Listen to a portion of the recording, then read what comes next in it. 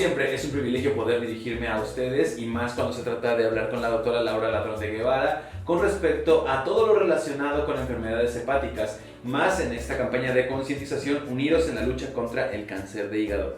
Doctora, pues la presentación no la necesita, es una especialista. Gracias. Y por favor díganos, ¿cuál es el panorama epidemiológico del cáncer en México ahora con todo esto de la pandemia? Pasó las enfermedades hepáticas de la 4ª posición a la 3ª posición en cuestión de mortandad en México.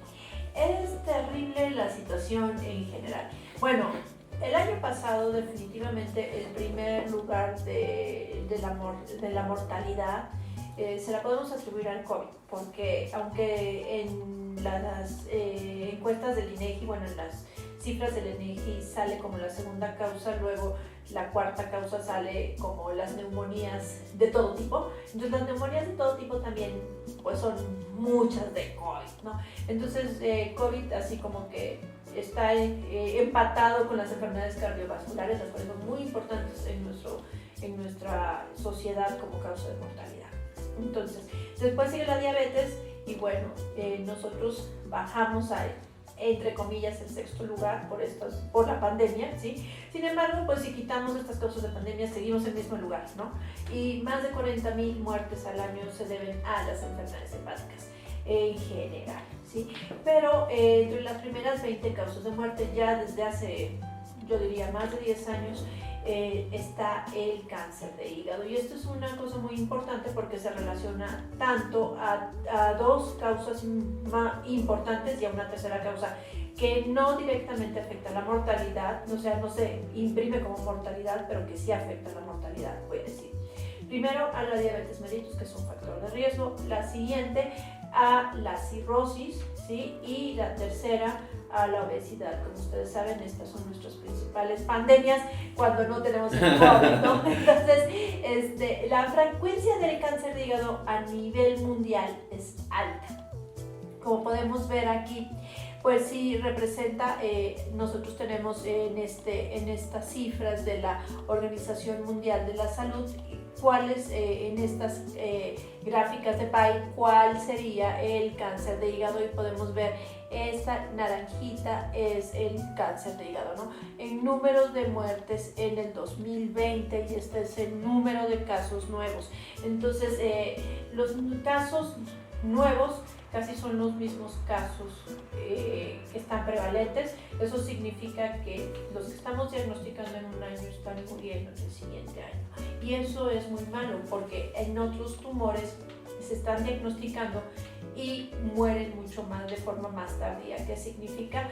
Pues pueden significar dos cosas: o no los estamos diagnosticando en tiempo, o la otra cosa es una enfermedad muy agresiva, o pueden ser las dos cosas al mismo tiempo, ¿no? Y déjame ahí preguntarle rápidamente, esta cuestión de no diagnosticar a tiempo, ¿de quién es la responsabilidad? Digo, no quiero señalar a nadie, pero sí quisiera entender cuál es el papel que juega el paciente, cuál es el papel que juega el sistema de salud y cuál es el papel que juegan los doctores.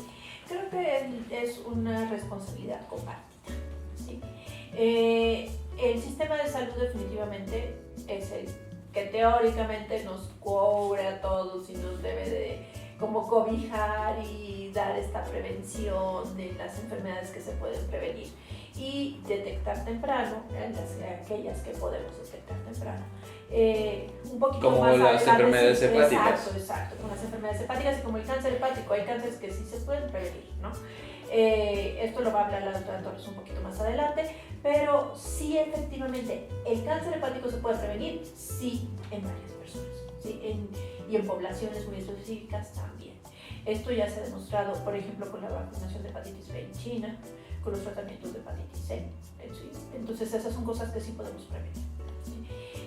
Y podemos hacer la detección temprana si todos los médicos somos responsables. Desgraciadamente, podemos decir que yo considero, ¿sí?, que muchas veces la población no hace la demanda necesaria ante las autoridades, ¿sí? Y también los médicos no hacemos la demanda necesaria ante las autoridades para que tengamos los tratamientos o que tengamos los medios de detección o la profilaxis, o sea, no tener ciertas enfermedades en base a acciones de salud, ¿sí? Y eso es responsabilidad compartida, ¿sí? O sea, todos tenemos lo mismo. Las autoridades, pues, van a decir, pues es que a mí nadie me dijo que había esto, ¿no? O que se necesitaba esto. Sí, todos somos copartícipes en esto, ¿no? La población y los enfermos, los médicos y las autoridades. Entonces, no podemos decir que hay una culpa específica, pero lo que sí es que si todos nos unimos y decimos tenemos esta necesidad de salud, entonces se llevan a cabo las acciones. Porque bueno, después de estar insistiendo, pues alguien dirá, pues sí es cierto, mira, estos datos que presentan son ciertos. Y este es el dato en el caso del cáncer del hígado. Les puedo decir que yo me acuerdo que cuando era yo residente de medicina interna, yo veía que llegaban los pacientes con cáncer de hígado y básicamente con unos tumores pues enormes, sí, que ya no tenían posibilidades de tratamiento. Más ahora que se ha estado trabajando, pues ya sabemos qué acciones tomar. Claro, este año pasado pues nos tomó a todos la pandemia muy, pues ahora sí que... Por sorpresa, ¿verdad? Y pues muchos de los recursos de salud se tuvieron que enfocar hacia esta necesidad específica de la población, pero es importante decir que aquí hay poblaciones que se vieron afectadas significativamente, fueron pacientes con diabetes, pacientes con obesidad, pacientes con hígado graso. Esos pacientes murieron más que el resto de los pacientes y los pacientes con cáncer también murieron más. Entonces, estas son las cosas que nos están impactando en nuestro sistema de salud. Pues bueno, ya regresando, esta es una gráfica que quería yo comentarte. Viendo el año pasado las cuestiones de la pandemia y siguiendo estas gráficas de donde había más casos y todo, de pronto llegué a una página, y esto, como pueden ver, es una captura del celular, ¿sí? Que se llama Worldometer, y entonces Healthometer también se llama. Entonces dice ahí cuáles son las causas de muerte de determinados países y cuáles son, en cómo se compara con otros países. Por ejemplo, aunque nosotros consideramos que las enfermedades cardiovasculares, bueno, son nuestra primera causa de muerte, por ejemplo, a nivel mundial se considera que la diabetes es la causa más importante de muerte en México y representa, a nivel mundial, esto es un semáforo rojo porque es el 11º, estamos en el lugar número 11 entre todos los países del mundo por muertes en diabetes. Entonces es importantísimo. Y seguido en las enfermedades hepáticas, bueno, siguen las coronarias, las embolias, y luego seguimos con las enfermedades hepáticas y estamos en el lugar número 54 y más o menos se mueren un poquito más de 40,000 personas al año por enfermedades hepáticas. Luego vienen las causas individuales de mortalidad y la causa número 19 es el cáncer de hígado. Y si nosotros nos ponemos a analizar, bueno, ¿cuáles otros cánceres de hígado? ¿Cuáles otros cánceres son bastante frecuentes en la población? Bueno, el cáncer de mama, el cáncer de próstata son cosas muy importantes, pero el cáncer de hígado es también importante. Antes considerábamos, de verdad, cuando yo me aprendí los cánceres, que era el cáncer de pulmón, el cáncer gástrico, ¿no? Esos cánceres ya han bajado del lugar que anteriormente tenían porque se han enfocado muchos tratamientos hacia eso. Sí, hacia esas causas, pero el cáncer de hígado se ha convertido en esa malignidad o en ese tumor que nos sigue dando ahí lata y claro, que podemos tener muchos sitios de oportunidad.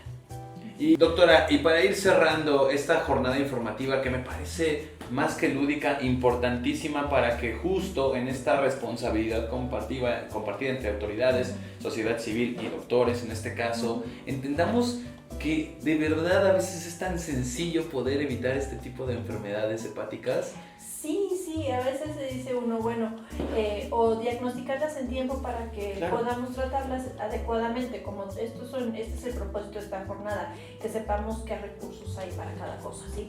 Bueno, quiero comentar que los tumores hepáticos se pueden detectar con medios muy sencillos. El principal es el ultrasonido. Y bueno, también hay pruebas de sangre que ayudan a mejorar este rendimiento diagnóstico que le llamamos nosotros, o sea, la sensibilidad de estos medios para diagnosticar, y entre ellos también están pruebas de sangre, que hay una que se llama alfa-fetoproteína. Pero el más importante es el ultrasonido, porque no es invasivo y está disponible en todas partes de México. Y podemos ver el tamaño de un pequeño nódulito que va a ir creciendo y nos va a indicar que el nódulo es maligno, ¿sí? Entonces, en personas con factores de riesgo, que es lo que habla la doctora Torres, como pacientes con hepatitis C, hepatitis virales, otras como hepatitis B, en personas con esteatohepatitis no alcohólica o el hígado graso, personas que tienen diabetes. La diabetes por sí sola es un factor de riesgo, ¿sí?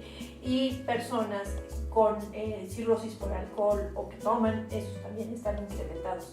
Y una que, bueno, incrementa todos los factores de riesgo es el tabaquismo, ¿sí? Eso es siempre. En general no hay muchas señales de alerta en cuanto a este padecimiento. Silenciosa, siempre hemos sabido que esto es silencioso. Es silencioso.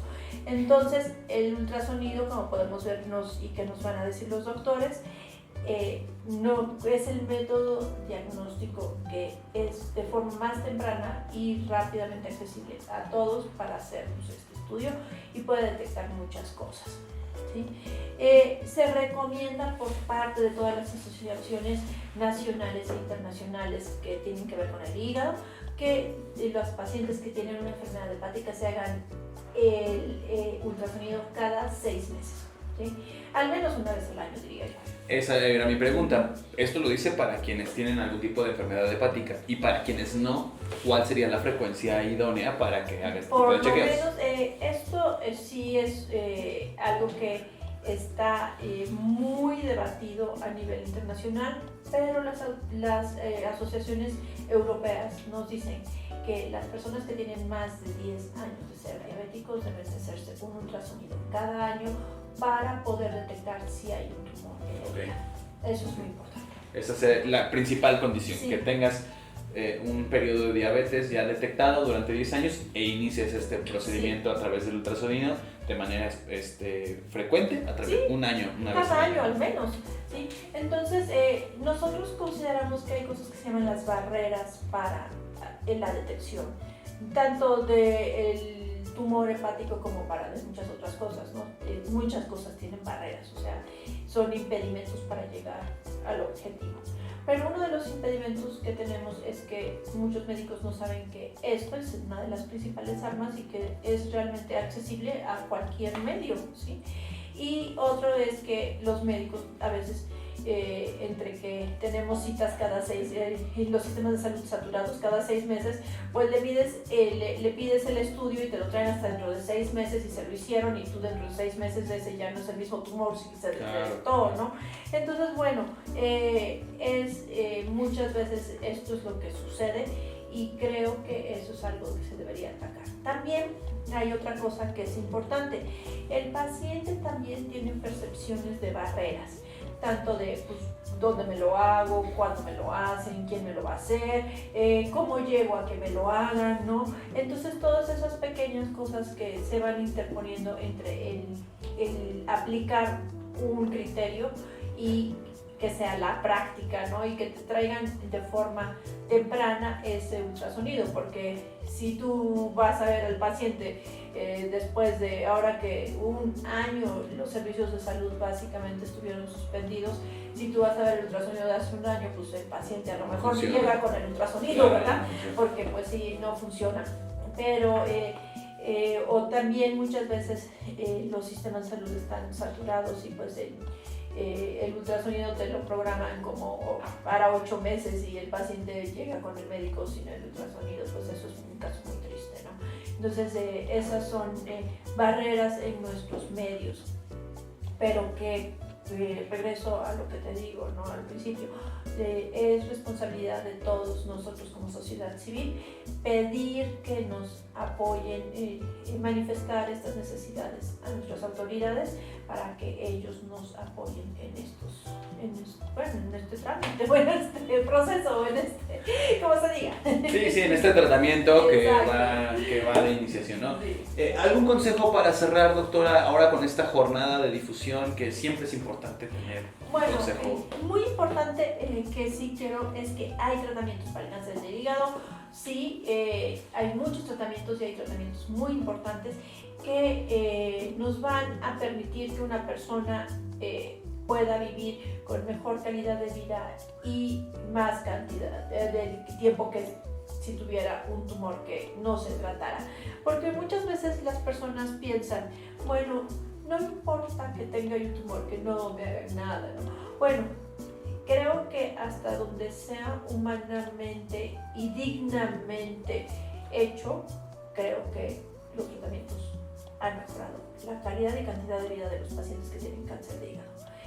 Antes era cuestión de, teníamos tumores muy grandes y vivían, a veces se morían en la misma hospitalización que los estabas diagnosticando.